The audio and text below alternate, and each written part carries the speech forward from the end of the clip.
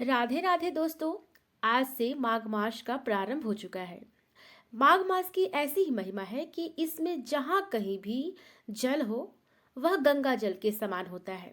फिर भी प्रयाग, कुरुक्षेत्र, हरिद्वार, काशी, नासिक, उज्जैन और अन्य पवित्र तीर्थों और नदियों में स्नान का बड़ा महत्व है। माघ स्नान करने वाले मनुष्यों पर भगवान विष्णु प्रसन्न रहते हैं और उन्हें सुख, सौभाग्य, धन, संतान और मोक्ष प्रदान करते हैं। तो चलिए सुनते हैं माघ मास का महात्म्य। पहला अध्याय।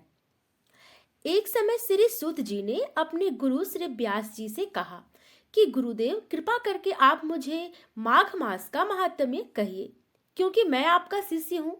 व्यास जी कहने लगे कि रघुवंश के राजा दिलीप एक समय यज्ञ के स्नान के पश्चात पैरों में जूते और सुंदर वस्त्र पहनकर शिकार की सामग्री से युक्त कवच और शोभयमान आभूषण पहने हुए अपने सिपाहियों से घिरे हुए जंगल में शिकार खेलने के लिए अपनी नगरी से बाहर निकले।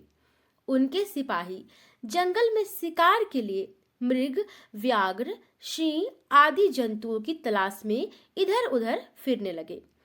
उस वन में वन स्थली अत्यंत शोभा को प्राप्त हो रही थी।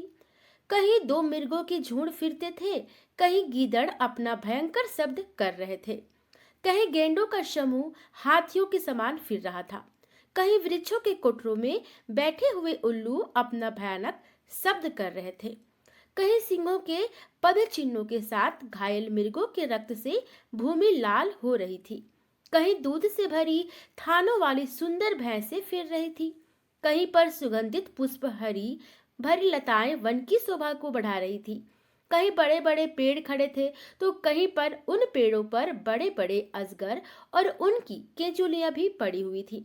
उसी समय राजा के सिपाहियों के बाजे की आवाज सुनकर एक मृग वन से निकलकर भागने लगा और बड़ी बड़ी चौकड़ियां भरता हुआ आगे बढ़ा। राजा ने उसके पीछे अपना घोड़ा दौड़ाया, परंतु मृग पूरी शक्ति से भागने लगा। मृग कांटेदार वृक्षों के एक जंगल में घुसा और राजा ने भी उसके पीछे वन में प्रवेश किया, परंतु दूर जाकर मृग राजा की दृष्टि से ओझल होकर निकल गया। राजा निर्जन वन में अपने सैनिकों सहित प्यास के मारे अति दुखी हो गया। दोपहर के समय अधिक मार्ग चलने से सैनिक थक गए और घोड़े रुक गए। कुछ देर बाद राजा ने एक बड़ा भारी सुंदर सरोवर देखा, जिसके किनारों पर घने वृक्ष थे। इसका जल सज्जनों के हृदय के समान स्वच्छ और पवित्र था। सरोवर का जल लहरों से बड़ा सुंदर लगता था।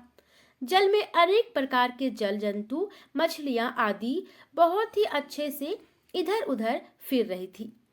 दुष्टों के समान निर्दयी चित्त वाले मगरमच्छ भी थे। किसी किसी जगह लोभी के समान सीमाल भी पड़ी हुई थी।